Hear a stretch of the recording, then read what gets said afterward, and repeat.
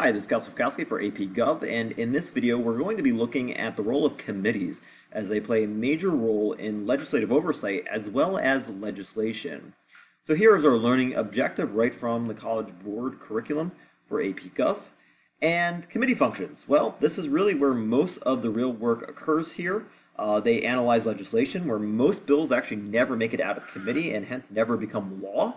They also conduct investigations on the executive branch on an as-needed basis. For example, think about Richard Nixon and the Watergate scandal. And they also conduct oversight of the agencies within the executive branch, such as the Department of Homeland Security or the Department of State on an ongoing basis. And a good example of that would be the Benghazi hearing with former Secretary of State Hillary Clinton. So committees do provide a lot of different functions here, and the role of a congressperson or senator is very much involved in a number of these different aspects here. So with respect to the committee system, there are four types. Really the most common one that you're going to see here are standing committees, which are subject matter specific, and they handle bills in specific policy areas. So if you have a bill that's coming up about taxation, it's going to be assigned a standing committee that deals just with taxation. Now, along with the standing committee, you also have joint committees. These deal with only very specific subject matter areas in which you both have members from the House and the Senate coming together, hence they're joint. And it typically is with minor issues such as printing or economic issues.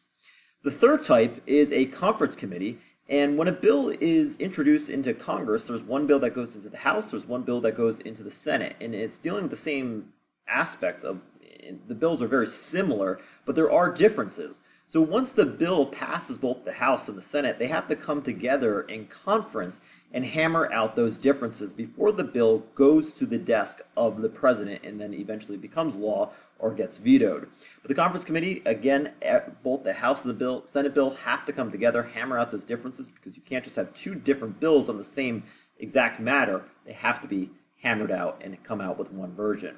And then the fourth type, which is not all that common, is a select committee, which is created for a specific purpose, such as the Watergate investigation. These are temporary committees, and certainly they are not going to last forever, unlike standing committees, which do. So with standing committees, they are very much prestigious. They stand for a long time, hence they are permanent. And typically when you look at the standing committees, they typically will authorize, meaning allow for the creation of a federal program. They might appropriate, meaning providing funding for the federal program. And they also deal with revenue and budget, in which they are raising money for that federal program, typically in the form of taxation. So these are very important types of standing committees, along with many others. But in particular, there are major House standing committees that are unique just to the House of Representatives and not the Senate. The Rules Committee is unique to the House, meaning that the Senate does not have one, and they are arguably the most important and most powerful because they set the legislative calendar, they establish rules for each bill, for debate and amendments. They can either expedite a bill or stop it all together depending on who's in power.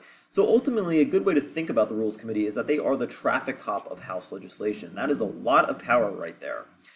In addition, Ways and Means, any bill dealing with tax and raising funds has to go through the Ways and Means Committee. So that, of course, is very important. Remember, all revenue bills have to start in the House, not the Senate. And then, as we just talked about in the last slide, appropriations, dealing with spending bills, also authorization, and also appropriating money.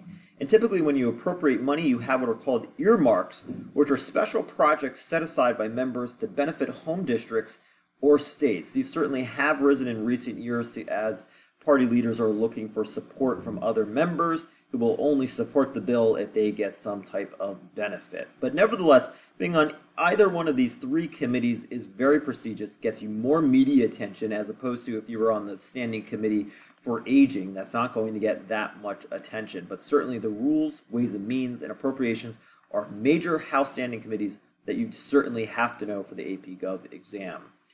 Another interesting committee is something called the Committee of the Whole, and this is unique also to the House of Representatives, similar to the Rules Committee. It does not require all the representatives to be present, and the House rules are relaxed, compared to an actual committee. And this allows for longer debate among fewer people and allows members to vote as a group. So certainly you're going to have longer amounts of debate. It's not as structured not as formalized, and it's supposed to, engender compromise a little bit. This is not used all that much, but when it is, it finishes, it shapes the bill, and the committee of the whole reports the bill to the entire House to vote on. So it's trying to iron out compromise. There's 435 people. Compromise can be very difficult when you're dealing with 435 people from 50 different states. So it's supposed to, again, hopefully engender a little bit more compromise. But again, not very much used. But the AP Gov people certainly want you to know that because it's in their curriculum. All right, moving on to the Senate. Major standing committees there. Finance. It's basically like the House and Means, but it's dealing with tax bills, but it's called finance. Appropriations, same idea as the House, dealing with spending. And then what's unique to the Senate is their role in foreign relations and to judicial affairs. So the Senate has to, of course, confirm treaties and ratify them, as well as confirm ambassadors, as we see in our Constitution. And then they're also responsible for screening judicial nominees. This is very important due to the life terms that they carry on the federal courts. And if they want to, they can delay nominations for months, perhaps even years, as was done under President Obama with Justice Garland, or was supposed to be Garland, but that was completely stalled. And again, depending on who's in power in terms of the party, that can happen. It is important to note that there is no Rules Committee, and ultimately party leaders serve as the schedulers, if you will. So the Rules Committee does not exist there, so there's a lot of power, specifically in the Senate Majority Leader, depending on, again, who is in power and what party, and whether or not you want a bill to, advance, or you want a person to be confirmed, or a treaty not to be ratified. All that comes down to the Senate. So here are some major standing committees. Again, you see Foreign Relations and Senate. Here you see Budget, Armed Services.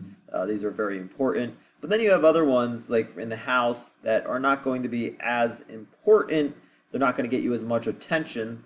So, for example, if you are, let's just say natural resources, that's not going to get you as much attention as being on the Rules Committee, because the Rules Committee controls all the bills and how long they're going to get debated for, or even if they do get debated for. So certainly a lot of power in that sense.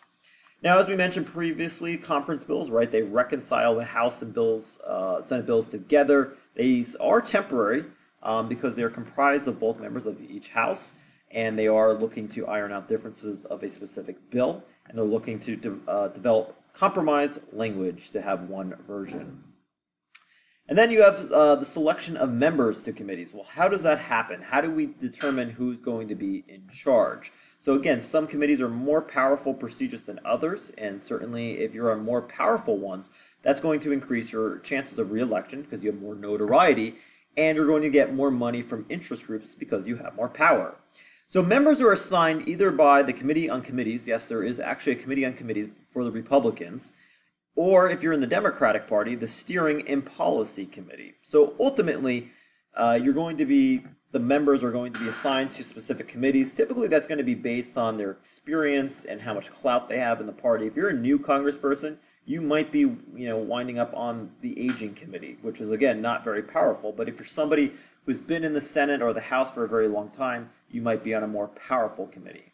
Ultimately, the committee chairman is the one who is of the majority party, and the ranking member is of the minority party. So they're the second most powerful, but the committee chairperson is the most powerful. So again, that's all dependent upon whose party has the majority in Congress, specifically the House or the Senate.